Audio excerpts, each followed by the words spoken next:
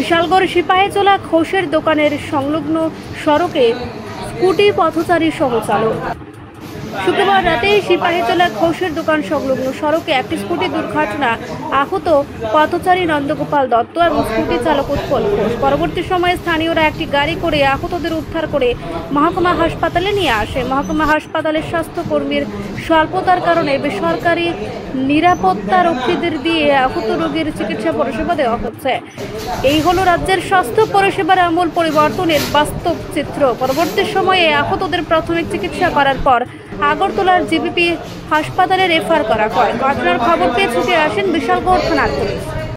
কসবাগাম পঞ্চায়েতের অন্তর্গত সিপাহীজলা ঘোষের দোকান নন্দগোপাল দত্ত নামে এক ব্যক্তিকে দ্রুতগামী একটা স্কুটি গাড়িতে গুরুতর আহত করে আমরা হসপিটাল নিয়ে আসি। আসার পরে ডাক্তার সাহেবের লোক কথাবার্তার পরে আমরা জানতে পারি ওনার ডাইন পাড়া ভেঙে গিয়েছে।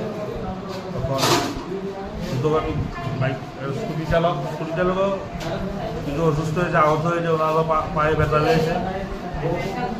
আমরা স্কুটি চালককে আটক করেছি, স্কুটিটাকে আটক করেছি। টোটাল কয়জন আহত হয়েছে?